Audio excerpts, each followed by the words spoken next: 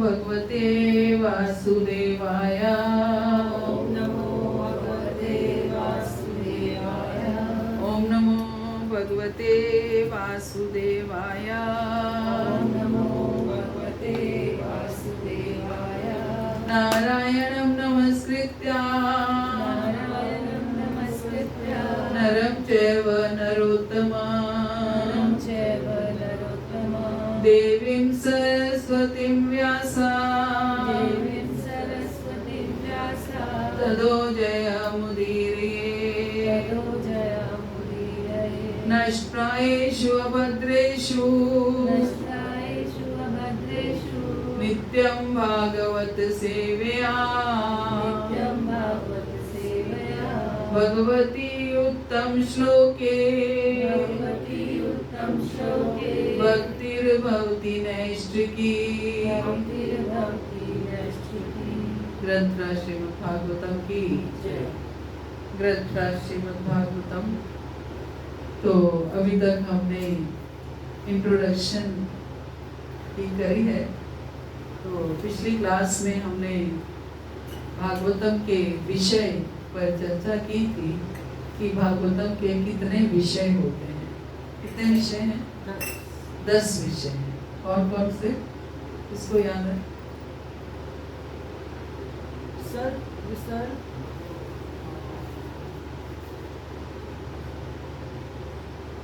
किसी ने लिखा नहीं? पहला सर्ग, विसर्ग, विषय, पोषण, मुक्ति, मनवंतर, ईशानुकथा, निरोध, मुक्ति, आश्रय। सबके अर्थ पता है सबको? क्या रिवाइज करें? सर्ग। सर्ग का क्या अर्थ है? सृष्टि की उत्पत्ति। सृष्टि की उत्पत्ति। और आगे? विसर्ग का है जगत की रचना में भगवान का क्या सहयोग। जगत की रचना में भगवान का क्या सहयोग है, ये विसर्ग है। तीसरा? विषय, ब्रह्मांड में अलग अलग वस्तुओं का क्या स्थान है, जैसे पेड़, देवताओं, पशु, पक्षियों। विषय ही है। और अगला? पोषण, पोषण सृष्टि का पालन पोषण कैसे होता है, सृष्टि का पालन पोषण कैसे होगा, इसका वर्णन किया गया है। मुक्ति, सृष्टि की उत्पत्ति और विकास कैसे होगा। मनवंतर, मनवंतर का मतलब युग बदलना, मतलब दिव्य युग। और ब्रह्मा जी के बारे में बताया कि एक दिन में कितने दिव्य युग, 71। ये सब एक दिव्य युग 4 युग के बराबर, एक बार बीत जाने के बाद 71 दिव्य युग होते हैं, 14 मनवंतर होते हैं। और ब्रह्मा जी की आयु सर्ग, विसर्ग और विषय जो आपने बोला उसको स्थान भी बोला जाता है। हर किसी का, हर वस्तु का स्थान क्या है, विषय भी है, स्थान भी है ना। फिर उति, उति का क्या अर्थ होता है? विकास, उत्पत्ति और विकास। हाँ, जीवों की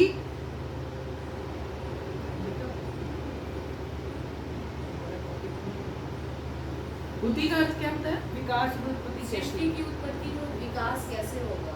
सृष्टि की उत्पत्ति और विकास कैसे होगा। आगे मनवंतर। 14 मनवंतर है, युग बदलते रहते हैं।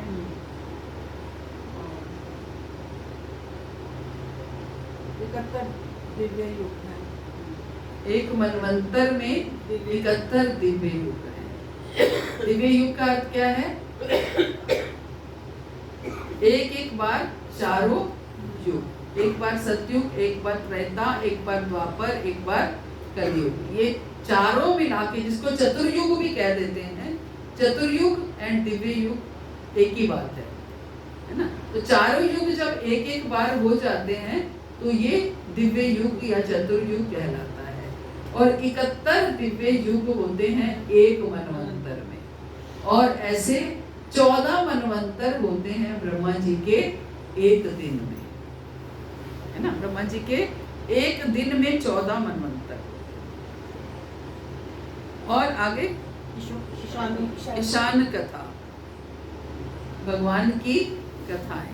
ईशान कथा या ईशान? ईशानु कथा। और 8वां निरोध, प्रलय आना, नियंत्रण या विलीन होना एक तरह से। और यस, सृष्टि की समाप्ति। और मुक्ति, 9वां मुक्ति, जो आत्मा को अज्ञानता से परे ले जाए। और 10वां आश्रय, आश्रय, आश्रय भगवान का आश्रय। भगवान का आश्रय, जब जिससे ब्रह्मांड की उत्पत्ति और प्रलय होती है तो अंत में भगवान का आश्रय ग्रहण कर। तो इस माता जी सभी आत्माएं उस टाइम फिर भगवान के विलीन होने पे भगवान की चरणों में चली जाती है, भगवान के शरीर में समा जाती है, शरीर भगवान के भीतर ही चली जाती है, विलीन हो जाती है सारी आत्माएं। फिर वो वापस क्यों आती है? क्योंकि यही सृष्टि का चलन है। क्योंकि जब तक उनका सूक्ष्म शरीर जो है वो शुद्ध नहीं होगा तब तक उन्हें आना ही पड़ेगा। इसीलिए सूक्ष्म शरीर को शुद्ध करना जरूरी है। हमारा स्थूल शरीर तो जला दिया जाता है, लेकिन सूक्ष्म शरीर जब जब हम जन्म लेते हैं हमारे साथ साथ चलता है। बस इसके ऊपर स्थूल शरीर की लेयर जो है वो बदलती रहती है, सूक्ष्म शरीर वही रहता है। मन बुद्धि अहंकार जो है वो वही रहता है, सूक्ष्म शरीर वही रहता है ना। सूक्ष्म शरीर तो वही रहेगा, इसलिए क्योंकि सूक्ष्म शरीर के साथ जीवात्माएं गई हैं। सूक्ष्म शरीर के साथ ना गई हो तो वो वापस नहीं आएगी। सूक्ष्म शरीर के साथ गई है तो वो शरीर का क्या होगा, है ना। सूक्ष्म शरीर जब तक शुद्ध नहीं होता, या ये कहिए कि समाप्त नहीं होता, तब तक हमें बार बार स्थूल शरीर को ग्रहण करना पड़ता है, इसलिए वापस आते हैं। यस माता जी, जब भगवान के नाम चले जाते हैं, मुक्ति हो जाती है, तो इसका मतलब सूक्ष्म शरीर नहीं रहता फिर आध्यात्मिक शरीर प्राप्त हो। शरीर तब भी मिलता है, लेकिन आत्मा को सूक्ष्म शरीर नहीं मिलता, फिर आध्यात्मिक शरीर मिलता है। सूक्ष्म शरीर शुद्ध होता है, मन होता है, लेकिन मन शुद्ध होता है। बुद्धि होती है, बुद्धि शुद्ध होती है ना। अहंकार होता है, लेकिन अहंकार शुद्ध होता है, सब कुछ शुद्ध होता है। अहंकार कैसे शुद्ध होता है? अहंकार दो तरह के हैं, एक शुद्ध अहंकार और दूसरा मिथ्या अहंकार। दो तरह के अहंकार होते हैं। मिथ्या अहंकार क्या है कि मैं जो है डॉक्टर हूँ, मैं इंजीनियर हूँ, मेरा बेटा ऐसे, मैं उसका पिता हूँ, मैं बहुत बड़ा व्यक्ति हूँ। ये क्या है? मिथ्या अहंकार। मैं बहुत बड़ा भक्त हूँ, मैं बहुत बड़ा भक्त हूँ, ये भी मिथ्या अहंकार है ना। ये तो क्वालिटी है। नहीं, क्वालिटी है, लेकिन अहंकार आ जाना। हाँ, पॉजिटिव वे में इसको पॉजिटिव वे में भी सोच सकते हैं, लेकिन जो इसको शुद्ध अहंकार भी बना सकते हैं। शुद्ध अहंकार क्या है? मैं भगवान का दास हूँ, मैं भगवान का दास हूँ। ये शुद्ध अहंकार है कि मुझे जीवेर स्वरूप होए कृष्ण नित्य दास, मैं तो आपके चरणों का दास हूँ, आप ही मुझे भक्त बना सकते हैं। भक्त बन तो मैं अभी बना नहीं हूँ, दास हूँ मैं। दास बन के रहना। जो हमारे 5 रस हैं, 5 रसों में से सबसे पहला रस क्या है? शांत रस है, और दूसरा रस क्या है? दास्य रस है। दास्य रस क्या है? दास्य रस बाकी के रसों में, हर रस में दास्य रस है। हर रस में मीन्स वात्सल्य रस में भी दास्य रस है। एक माँ अपने बच्चे की जब सेवा करती है तो भी दास्य रस ही है, दास की तरह सेवा करती है। बेटा माँ को कहता है मेरी जूते उठा दो, मुझे पानी दे दो, ये उठा दो, तो सब कुछ माँ करती है, एक दास की तरह सेवा करती है। तो ये वात्सल्य रस है। और बस साख्य रस, साख्य रस में भी जो क्या है? दास की तरह सेवा करते हैं। एक मित्र दूसरे मित्र का हर काम कर दे सकता है ना। हम बड़े अधिकार से मित्र को कह देते हैं हर काम, और मित्र कर भी देता है। तो मित्र साख्य रस में भी दास्य रस छिपा हुआ है। और माधुर्य रस में तो दास्य रस है ही। पत्नी पति की पूरी सेवा करती है, पांव दबा रही है, सब कुछ कर रही है, पति पत्नी की सेवा करता है। तो इस तरीके से जहाँ माधुर्य रस है वहां दास्य रस भी है। तो दास्य रस जो है वो सारे रसों में छिपा हुआ है। माता जी, माधुर्य रस पति पत्नी के बीच में होता है या और दूसरे संबंध? नहीं, माधुर्य रस पति पत्नी के बीच में या प्रेमी प्रेमिका के बीच में। माधुर्य रस का अर्थ ही यही है, जब दो अपोजिट सेक्स में जो प्रेम होता है वो माधुर्य रस है। भगवान के साथ माधुर्य रस हो सकता है, जो मतलब पुरुष का भी हो सकता है। इसीलिए कहा गया है कि इस भौतिक जगत में कोई भी पुरुष नहीं है। स्त्री क्या है? स्त्री कोई शरीर नहीं है, स्त्री एक भाव है ना। एक भाव है, विनम्रता का भाव है, एक प्रेम का भाव है, एक झुकाव का भाव है, एक सेवा का भाव है। तो इसलिए क्या कहा गया है, इस संसार में केवल एक ही पुरुष है। जीव गोस्वामी पाद जब राधा दामोदर मंदिर वृंदावन आप लोग गए होंगे ज्यादातर लोग, तो वहां पर जीव गोस्वामी पाद रह रहे थे। तो मीराबाई मंदिर साथ में ही है, अगर किसी ने दर्शन किए हैं तो। मीराबाई मंदिर में मीराबाई रह रही थी उस समय। तो मीराबाई जी को पता चला कि जीव गोस्वामी पाद यहाँ रहते हैं, तो उनके मन में इच्छा हुई कि मैं जीव गोस्वामी के दर्शन करके आऊं। तो आई वो दर्शन करने के लिए, तो उनके सेवकों ने रोक दिया उनको कि आप जीव गोस्वामी से नहीं मिल सकते, क्योंकि वो किसी स्त्री से नहीं मिलते हैं। बोलने की अच्छा, मुझे तो पता था कि इस वृंदावन में केवल एक ही पुरुष है, और भी कोई पुरुष है क्या? तो जब उनके सेवक ने जाकर के जीव गोस्वामी को ये बात बताई कि बाहर एक माता जी आई हैं, वो आपके दर्शन करना चाहती थी और मैंने उनको रोका, तो उन्होंने ये कहा कि कोई और भी पुरुष है क्या वृंदावन में? मैंने तो ये सुना था कि केवल एक ही पुरुष है। तो जीव गोस्वामी एकदम अलर्ट हो गए, बोले अच्छा, ऐसी कौन स्त्री है, मुझे उनके दर्शन करने हैं, जिनको इस चीज का ज्ञान है कि केवल एक ही पुरुष है, उनका मुझे दर्शन करने हैं। फिर मीराबाई जी को बुलाया गया और जीव गोस्वामी पाद ने उनको दर्शन दिए और दर्शन लिए। तो इस तरीके से, तो इसलिए भगवान की सेवा हम स्त्रीत्व भाव से ही कर सकते हैं, भले ही वो शरीर से पुरुष ही क्यों ना हो।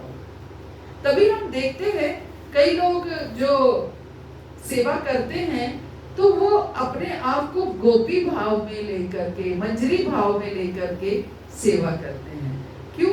क्योंकि सेवा का भाव जो है वो स्त्री शरीर में ही है ना। इसलिए पुरुष शरीर अगर प्राप्त भी कर लिया तो भाव स्त्री का लेकर के आए। चैतन्य महाप्रभु क्यों आए? कल परसों कह रहे थे ना, इन पंच तत्वों के बारे में बताइए। तो जो बीच में है ये चैतन्य महाप्रभु हैं, ये भगवान कृष्ण का अवतार हैं कलयुग में। क्यों आए भगवान कृष्ण कलयुग में? क्या जरूरत थी उन्हें आने की? किस लिए आए? जब भगवान ने स्वयं कहा कि ये संसार दुखालयम है, तो फिर वो इस कलयुग में क्यों आए? क्यों? क्योंकि उन्होंने ये देखा कि उनसे सब बहुत प्रेम करते हैं, कि गोपियां, मंजरियां, स्वयं राधा रानी उनसे, उनके बिना रह नहीं सकती, उनके लिए विलाप करती रहती हैं, रोती रहती हैं। तो भगवान के मन में आया कि ऐसा क्या है मुझ में जो सब लोग मेरे से मिलना चाहते हैं, सब लोग मेरे से बात करना चाहते हैं, मेरे लिए रोते हैं, क्रंदन करते हैं। तो मुझे तो ऐसा कुछ नहीं लगता कि मैं ऐसा, मुझे कैसे ये समझ आएगी कि मैं, मुझ में ऐसा क्या है। तो इसलिए उनके मन में आया कि मैं राधा भाव लेकर के आऊं। एक बार, एक जन्म में ऐसा जरूर लूंगा जो मेरे अंदर राधा भाव हो, ताकि मैं भी समझ पाऊं कि कृष्ण भक्ति क्या है। तो स्वयं भगवान राधा भाव लेकर के, गोपी भाव लेकर के इस भौतिक जगत में आए, ये समझने के लिए कि भक्ति क्या है और हमें समझाने के लिए कि कृष्ण भक्ति कैसे की जाती है, कैसे करनी है। ये भक्त के रूप में आए, इसलिए छंदा अवतार बोला जाता है। छन्ना अवतार क्यों? छुपा हुआ अवतार है, किसी को पता नहीं है। केवल जो भक्ति सीखना चाहते हैं, जो भक्ति करना चाहते हैं, वही इस अवतार को जानते हैं, क्योंकि वो भक्ति सिखाने के लिए आए। किस शरीर पुरुष का है, भाव राधा रानी का है, भाव स्त्री का है। यही सिखाने के लिए आए कि भले ही शरीर पुरुष का प्राप्त हुआ हो, लेकिन भाव स्त्री का, राधा रानी का भाव जब तक नहीं होगा तब तक हम कृष्ण से प्रेम नहीं कर पाएंगे। क्योंकि वरना क्या होगा, एक पुरुष में एक मैन ईगो, एक अहंकार, पुरुष अहम जो है वो आ जाएगा। तभी हम वृंदावन में कई बार देखते हैं कि कई पुरुष जो हैं वो गोपी भाव में होते हैं, तो वो अपने आप को ड्रेसअप भी स्त्री की तरह करते हैं। कई केसेस हमने सुने होंगे कि एक जज थे, वो अपने आप को गोपी रूप में रखते थे। भले ही वो सहजिया भी हो सकते हैं, हम नहीं कह सकते कि वो सहजिया ही है, लेकिन हो सकते हैं, है ना। तो जब वो ऐसा भाव होता है तो वो अपने आप को, अपना वेश भी फिर वैसा कर लेते हैं ताकि उनको कंफ्यूजन ना हो, अंदर बाहर से ये कंफ्यूजन ना हो, कि कभी भी ये अटैक ना करे कि मैं तो एक पुरुष हूँ, अहम ना आ जाए। तो इसलिए ये अंतर है कि एक पुरुष शरीर में और स्त्री शरीर में। इसलिए स्त्रियां जो हैं वो भक्ति अच्छे से कर पाती हैं। स्त्री शरीर जिसको प्राप्त होता है उनके लिए ये बहुत प्रिविलेज है। बहुत से लोग कहते हैं ना, काश हमें पुरुष शरीर प्राप्त हुआ होता। अगर पुरुष शरीर प्राप्त हुआ होता तो मैन ईगो भी साथ में होती और वो भक्ति ना हो पाती जो स्त्री शरीर में सुंदर भाव में होती है। अक्सर हम देखते हैं कि पुरुष भक्ति करने के लिए मना करते हैं, लेकिन स्त्रियां भक्ति करना चाहती हैं। 99% केसेस में 1% ऐसे भी हैं जो पुरुष करना चाहते हैं और स्त्रियां नहीं करना चाहती हैं, ऐसे भी हैं, लेकिन परसेंटेज जो है वो कम है, ऐसे, है ना।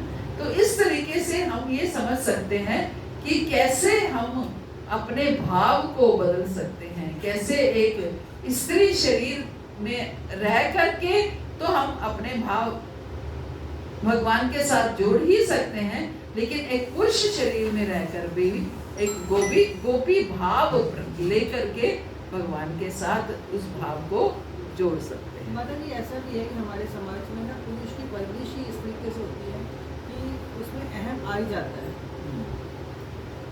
सही कह रही है माता जी कि हम अपने, हमारे घर में बेटा बेटी दोनों हैं, तो हम बेटे की परवरिश ऐसे करते हैं कि वो तो बेटा है, वंश चलाएगा, वो वंश चलाएगा, उसको घर के काम करने की जरूरत नहीं है। बेटी को तो कहेंगे तू ये भी सीख, तू ये भी सीख, तू ये भी सीख, बेटे को कुछ सीखने की जरूरत नहीं है। यहाँ तक भी है कि अगर बहू और बेटा है तो बहू भोग लगाएगी और लोग खाना बना रही है, बेटा भोग नहीं लगा, ये भी पंजाबियों में जाता है। पंजाबी नहीं, ऐसा नहीं है। गुजरात के स्टूडेंट्स अनन्या के साथ पढ़ने वाले सारे बिल्कुल एक से एक परफेक्ट लड़कियों को नहीं, पंजाबियों में नहीं, बनियास तो बिल्कुल ही, बल्कि पंजाबी मैन तो फिर भी कुछ करना जानते हैं, बनियास मैन तो कुछ भी करना नहीं जानते हैं, है ना। ऐसा नहीं है, ये हर किसी की परवरिश कैसे हुई है, कैसे रहा है। अच्छा, बनियास बैठे हैं नहीं, मुझे ऐसा नहीं है क्या? सब वैष्णव माता जी, मेरी फ्रेंड है, वो बनिया है, वो मुझे खुद बोलती है। हाँ, बिल्कुल बिल्कुल। मेरी फ्रेंड है बहुत खास, वो बनिया है, वो मुझे खुद बोलती है कि बनियों में बहुत फर्क होता है। मेरा एक बेटा है, अब भी निष्ठा की शादी बनियों में होती है। एक बेटा नहीं है। तो हमें खुद ये सोचना है, खुद ये हम कैसे, हम बात तो कर रहे हैं, लेकिन अपने घर में भी हम अपने बेटे बेटी की परवरिश में फर्क करते हैं, है ना। इसलिए हमें ये सोचना है कि सच में हमें आत्मा के स्तर पर रहना है कि ये दो जीवात्माएं भगवान ने हमारे घर में भेजी हैं, चाहे वो स्त्री शरीर में भेजी हैं चाहे पुरुष शरीर में भेजी हैं, तो हमें उनकी एक समान, उनकी देखभाल, उनकी परवरिश एक समान करनी। माता जी एक भौतिक जगत में एक और भी फर्क आया है। पहले औरतें घर पे रहती थी और पुरुष बाहर जाते थे, तो ठीक था कि चलो औरतें घर संभालती थी। लेकिन आज आप देखो तो लड़कियां भी काम कर रही हैं और लड़के भी, तो इस वजह से भी थोड़ा वो चेंज आना चाहिए कि भाई दोनों मिलके कर रहे हैं तो बहुत अच्छी बात है। बिल्कुल बिल्कुल, दोनों मिलके ही करना है। नहीं ऐसा नहीं है, पहले भी करते थे, पुरुष भी मिलकर काम करते थे, लेकिन हाँ धीरे धीरे, या और कुछ नहीं होता, कहते हैं ना स्त्रियां ही स्त्रियों को करती हैं। हाँ, तो घर में जो खासतौर से मदर्स होती हैं वो इस चीज को अलाउ नहीं करती हैं कि हमारे बेटे को भी काम करना पड़े। अभी आपने कहा अहंकार वगैरह आ जाता है, तो ये सारी चीजें जो भी है, तो ये जो अहंकार वगैरह से ये रेखाएं हैं ये मिटती जाती हैं, मतलब अगर उसमें हो जाता है तो ये मिटती जाती है। पर जब वो भगवान में विलीन हो जाता है, मतलब मृत्यु के बाद फिर दोबारा जन्म लेता है, तो कहते हैं कि चौथे महीने में, बच्चे के चौथे महीने में पेट में ही ये रेखाएं बननी शुरू हो जाती हैं। ये कैसे होता है? मतलब वो वाला तो पर्सन जो है दोबारा जो है कौन सी उसमें आ रहा है कहने का मतलब? देखिए, जब महाप्रलय के समय पे हम सब भगवान में चले समा जाते हैं, लेकिन फिर से जब प्रकट होते हैं, फिर से जब इस भौतिक जगत में आते हैं, तो अपने कर्मास की गठरी को साथ ही लेकर के आते हैं। वो मिटती नहीं है, इस गलत फहमी में हमें नहीं रहना है। हमारे कर्म जो हैं वो शाश्वत हैं, कर्म हमें काटने ही पड़ते हैं, भले ही महाप्रलय के समय हम भगवान में समा जाएं। उसके बाद भी जो हमारे बैलेंस कर्म हैं वो हमें साथ लेकर के आने हैं, उसी के अनुसार ही तो हमें जन्म मिलता है। जन्म किस अनुसार मिलता है? अपने कर्मस के अनुसार ही, गुणों के अनुसार ही जन्म मिलता है कि हम किस गुण में थे जब महाप्रलय का समय आया, जब हम भगवान में समाये, तो हम किस गुण में थे, उसी गुण के अनुसार ही हम वापिस बाहर इस भौतिक जगत में आते हैं। हमें कौन सा घर मिलेगा, हमें कौन सा स्थान मिलेगा जन्म लेने के लिए, वो उसी के अनुसार है कि हम किस गुण में गए थे, क्या कर्म लेकर के गए थे, वही कर्म की गठरी हम साथ लेकर के आते हैं। वो कभी समाप्त नहीं होती है, वो तब जब कर्म की गठरी समाप्त होगी। इसका मतलब क्या है? हमारा सूक्ष्म शरीर जो है वो शुद्ध हो गया। जिस दिन सूक्ष्म शरीर शुद्ध होगा, उस दिन कर्म की गठरी खाली हो जाएगी, फिर हम भगवान के धाम में जाने के लायक बन जाएंगे, फिर भगवान के धाम जा पाएंगे, फिर हम इस भौतिक जगत में नहीं आते हैं। जब तक ये सूक्ष्म शरीर है, हमें बार बार इस भौतिक जगत में आना पड़ेगा। अब इस सूक्ष्म शरीर को कैसे शुद्ध करना है, कैसे समाप्त करना है, ये विधि को हमें सीखना है। इस विधि को सीखना है। मन को कैसे शुद्ध करना है, बुद्धि को कैसे शुद्ध करना है, अहंकार को कैसे शुद्ध करना है, इनको शुद्ध करने की विधि को सीखना है। होता क्या है, हम भक्ति में आकर भी कोई कलमश अगर होते देखते हैं या कुछ भी ऐसा देखते हैं किसी को, भले ही कई बार तो हम अपने गुरुजनों के प्रति, अपने शिक्षा दीक्षा गुरुओं के प्रति भी हमारे मन में गलत भाव आ जाता है। कुछ ऐसा देख लेते हैं तो हम ये सोचने लगते हैं, अरे हमें तो कहते हैं ये ऐसे करो, हमें तो कहते हैं सुबह 4 बजे उठो, खुद तो 5 बजे उठते हैं, है ना। तो ये भाव भी अगर आ गया तो क्या हुआ, उसने हमारे सूक्ष्म शरीर को, मन को दूषित कर दिया। माता जी ऐसा भी कहा जाता है जो गुरु है और शिष्य है उसमें थोड़ा फासला होना चाहिए। बिल्कुल, इसीलिए कहा जाता है।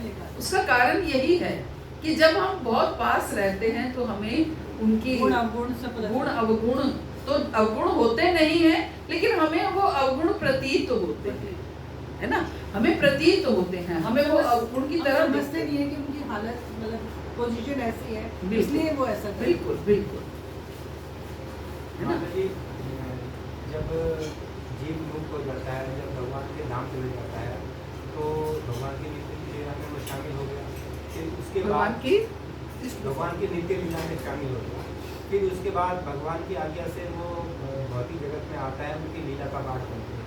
तो जब वो दोबारा लीला का पाठ बन के आते हैं तो उनमें भौतिक कलमश नहीं लगते माता जी? नहीं, क्योंकि वो सेवा के लिए आए हैं। जब वो दोबारा वो भगवान, जैसे कि हम अभी रात की क्लास में पढ़ रहे हैं, जय विजय आए हैं, भले ही हिरण्याक्ष और हिरण्यकशिपु क्या है, असुर है ना, असुर बन करके आए हैं, फिर भी उनमें भौतिक कलमश नहीं लगे। तो माता जी अगर वो कुछ दोषपूर्ण कर्म करते हैं तो वो लीला का पार्ट है? यस, वो जो कुछ कर रहे हैं भगवान की आज्ञा से कर रहे हैं, वो उनकी आज्ञा से कर रहे हैं, वो एक ड्यूटी कर रहे हैं। फिर वो वापस भगवान के धाम ही जाएंगे? फिर वो वापस भगवान अभी कहते हैं जय विजय के साथ गरुड़ जी भी आए थे। नहीं, गरुड़ जी तो भगवान विष्णु के साथ रहते हैं, जय विजय के साथ नहीं। भगवान विष्णु जहाँ जाते हैं गरुड़ जी उनके वाहन हैं, है ना, गरुड़ जी तो उनके साथ रहते हैं, उनके साथ नहीं आए। जय विजय तो हिरण्याक्ष और हिरण्यकशिपु का के रूप में आए थे, वो हम आगे पढ़ेंगे डिटेल में। तो पहला श्लोक करेंगे माता जी माता जी लास्ट टाइम आई थी, मैं सोच रही थी पहले शुरू होगा तो कम से कम हम गा जरूर लेते हैं, है ना। तो आज सुंदर दिन है, एकादशी का दिन है, और निर्जला एकादशी, वो भी तो हम कम से कम भागवत का एकादशी आज है, तो कईयों ने कल की है, लेकिन शुद्ध एकादशी आज है, क्योंकि जो एकादशी जो है द्वादशी के पक्ष की होती है वो शुद्ध मानी जाती है। कल जो एकादशी थी वो दशमी के पक्ष के साथ। हमने मैसेज भी इतने भेजे ग्रुप में कि डिटेल में कि कैसे क्या देखना चाहिए। हमारे ब्रह्म मुहूर्त के समय अगर एकादशी तिथि है तो वो एकादशी तिथि शुद्ध है। कल ब्रह्म मुहूर्त के समय नहीं थी एकादशी, आज ब्रह्म मुहूर्त के समय थी। हालांकि बाद में चाहे नहीं होगी, लेकिन सुबह ब्रह्म मुहूर्त के समय बाद में द्वादशी लग जाएगी, तो एकादशी और द्वादशी का कॉम्बिनेशन शुद्ध माना जाता है। कई कह रहे हैं कि क्षत्रिय, शूद्र और ये जो है कल की एकादशी उन्होंने मनाई, और जो वैष्णव है उन्होंने आज मनाई। यस, बिल्कुल ठीक है आपकी बात। एक स्मार्त तो होते हैं और एक वैष्णव होते हैं। जो वैष्णव एकादशी है वो आज है, और जो स्मार्त एकादशी थी वो कल है। इसीलिए कहा जाता है कि वो लोग इस चीज को, स्मार्त लोग दशमी के पक्ष की एकादशी करते हैं, लेकिन हम वैष्णव बनने जा रहे हैं तो हमें शुद्ध एकादशी को फॉलो करना चाहिए। और एक दिन करनी है तो क्यों हम शुद्ध एकादशी नहीं करते हैं? करनी तो एक ही दिन है ना, तो हम शुद्ध एकादशी क्यों फॉलो नहीं करते हैं? बहुत से लोगों ने दोनों भी करी हैं, दोनों भी करना ठीक है। माता जी दो निर्जला रखनी बहुत मुश्किल है। नहीं, निर्जला नहीं कर सकते, सफल वगैरह कर निर्जला नहीं रखते वैसे जैसे क्योंकि एक में आनंद आ पानी दो।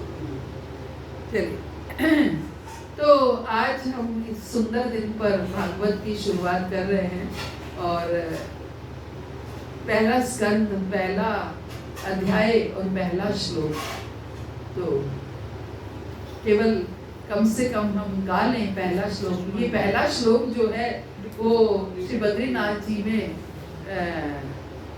आज भी वहाँ पर उस पर लिखा हुआ रखा हुआ है स्टोन पर। तो जो लोग भी जाते हैं व्यासदेव जी की गुफा के दर्शन करने, वहाँ पर उनके दर्शन कराए जाते हैं श्लोक के, तो वो लिखा हुआ है, तो इसको हम पढ़ेंगे। ओम नमो भगवते वासुदेवाय। ओम नमो भगवते वासुदेवाय। ओम नमो भगवते वासुदेवाय। ओम नमो भगवते वासुदेवाय। ओम नमो भगवते वासुदेवाय। ओम नमो भगवते वासुदेवाय। जन्मादियस्य यतान्वयाति त्रताचार्थेषु अभिज्ञेश्वराट्। जन्मादियस्य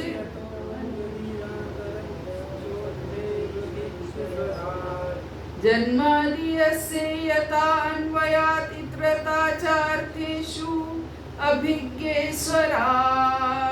जन्मादियस्य अन्वयात् इत्रता च अर्थेषु अभिज्ञेश्वराट्। तो शब्द शब्द से बोलते हैं ताकि सब बोल पाए। जन्मादस्य यथा अन्वयात् इत्रतः च अर्थेषु अभिज्ञः स्वराट्। जन्मादियस्य यथा अन्वयात् इत्रतः च अर्थेषु अभिज्ञेश्वराट्। जन्मादियस्य यथा अन्वयात् इत्रता च अर्थेषु अभिज्ञेश्वराट्। तेने ब्रह्महृदयादि कवये मुह्यन्ति यत् सूर्या। तेने ब्रह्महृदयादि कवये मुह्यन्ति यत् सूर्या।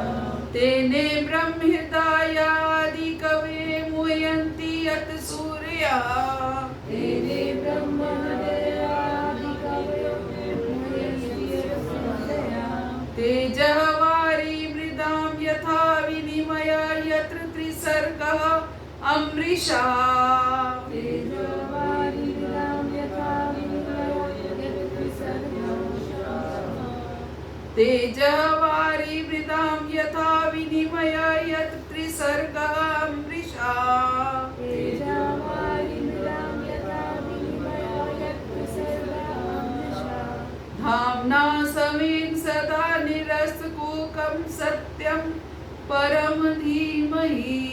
नामस्तेन सदा निरस्तकुहकं सत्यं परं धीमहि।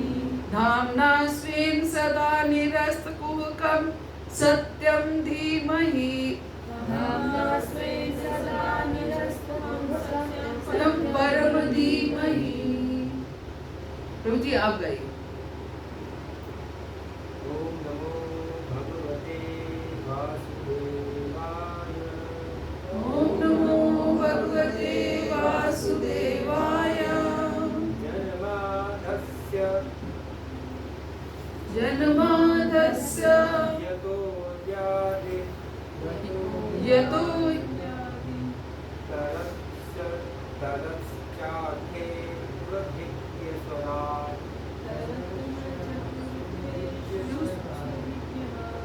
तेने ब्रह्महृदयादि तेने ब्रह्महृदयादि कवये मुह्यन्ति यत् सूर्या। कवये मुह्यन्ति यत् सूर्या। तेजो वरिमृदां यथा विनिमयो तेजो वारिमृदां यथा विनिमयो यत्र त्रिसर्गो मृषा। यत्र त्रिसर्गो अमृषा।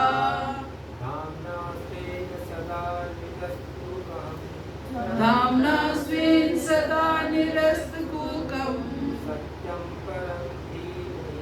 सत्यं परम धीमहि। और कोई गाना चाहते हैं? ओम नमो मुश्किल नहीं लगे पहला श्लोक थोड़ा सा है। एकदम इसी कर दो ओम नमो भगवते वासुदेवाय। ओम नमो भगवते वासुदेवाय। जन्मादियस्य यथा अन्वयात् इत्रता जन्मादस्य यतोऽन्वयात् इत्रता अर्थेषु अभिज्ञेश्वराट्। चार्थेषु अभिज्ञेश्वराट्। तेने ब्रह्महृदयादि कवये तेने ब्रह्महृदयादि कवये मुह्यन्ति यत् सूर्या। मुह्यन्ति यत् सूर्या। तेजोवारिमृदां यथा विनिमया तेजो वारिमृदां यथा विनिमयो यत्र त्रिसर्गा अमृषा। यत्र त्रिसर्गो अमृषा। नाम्ना स्वेन सदा निरस्तकुहकं धाम्ना स्वेन सदा निरस्तकुहकं सत्यं परं धीमहि। सत्यं परम धीमहि। इसकी लय बहुत सुंदर है।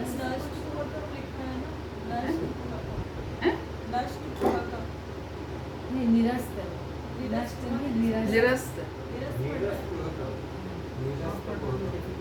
ये फोन में गूगल में कई बार ऐसा निरस्त है, निरस्त।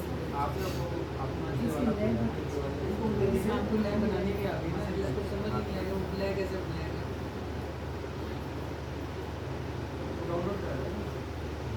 और कोई गाना चाहता है? माता जी, जो आप शुरुआत में भागवतम की शुरुआत से आप जो श्लोक गाते हैं, वो भागवतम में कौन सा श्लोक है, मेरे को याद करना है। इसी अध्याय में है, इसी फर्स्ट अध्याय में पहले ही।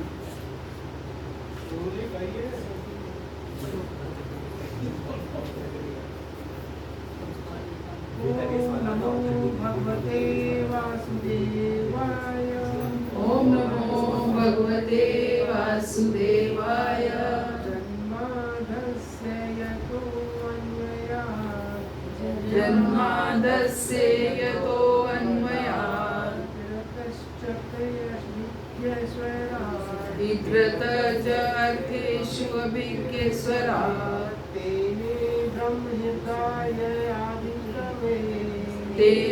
ब्रह्महृदाय आदिकवये भूयन्ति यत् सूर्यः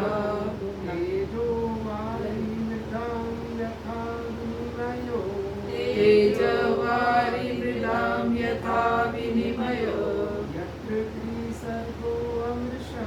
यत्र त्रिसर्गमृषा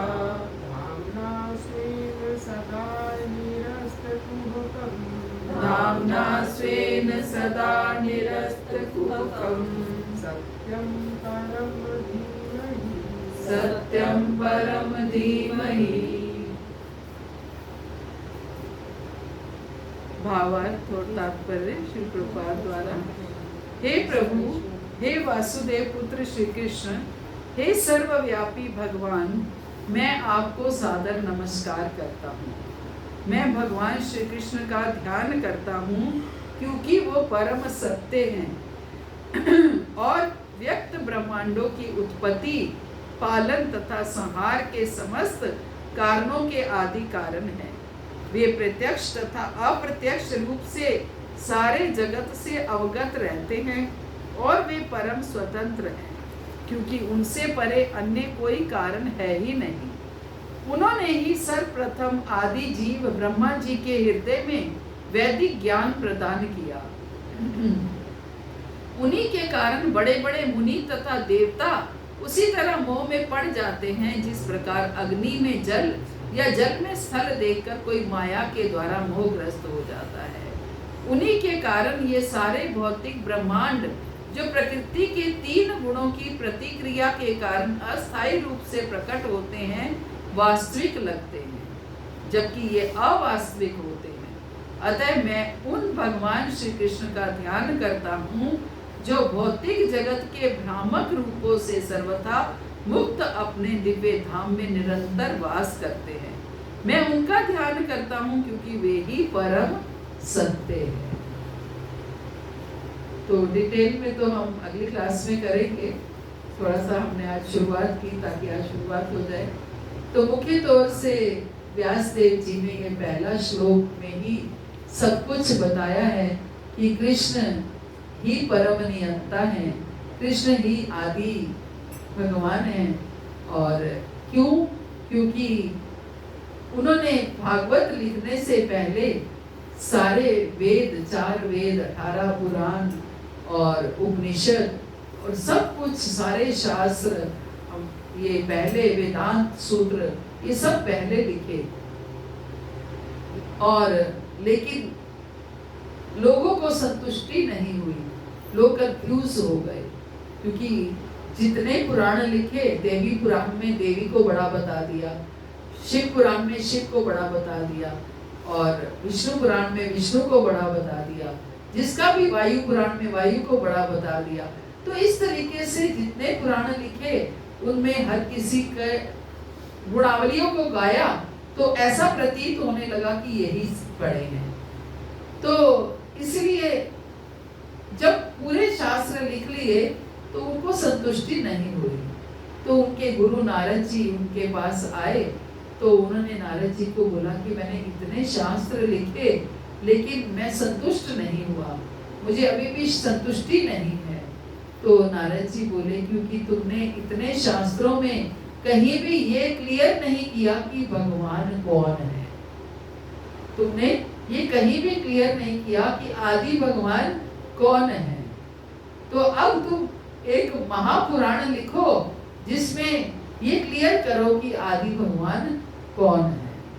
तो उन्होंने ये भागवत महापुराण जो है वो सबसे लास्ट में लिखा, और जिसमें क्योंकि उनका उद्देश्य ही लिखने का ये था कि सबको मैं क्लियर कर पाऊं कि भगवान कौन है, वास्तव में भगवान कौन है, आदि भगवान कौन है।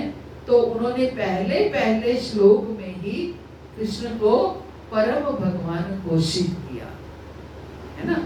पहले श्लोक में ही कृष्ण को आदि भगवान घोषित किया कि उनको ये लगा कहीं मैं लिखते लिखते फिर मैं कहीं कंफ्यूजन में ना हो जाऊं, तो इसलिए मुझे पहले ये डिक्लेयर कर देना है कि कृष्ण ही भगवान है।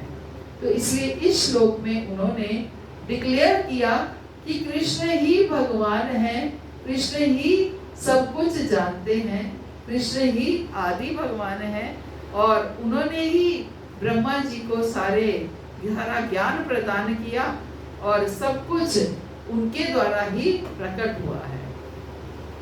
तो डिटेल में हम अगली क्लास से शुरू करेंगे, मुख्य तौर से हमें इसको यही समझना है। तो आप लोग घर में पढ़िएगा इस श्लोक को, बार बार उसको प्रोनाउंस करने का प्रयास कीजिएगा, तो आपको अच्छा लगेगा। भागवत का पहला श्लोक जब हम प्रोनाउंस करते हैं तो अच्छा लगता है।